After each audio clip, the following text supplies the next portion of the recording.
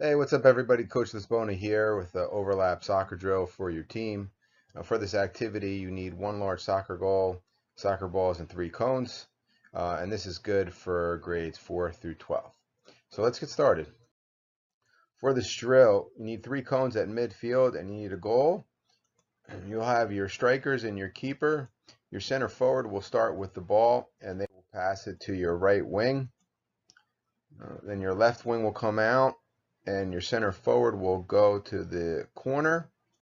The right wing will pass the ball to the left wing, and then the right wing will go for a post.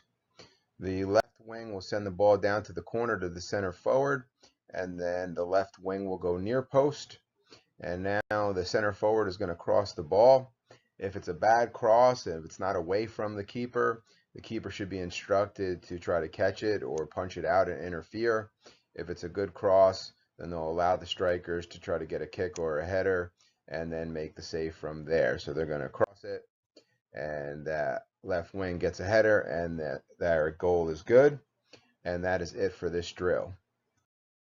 This is a great drill to teach overlapping and switching positions.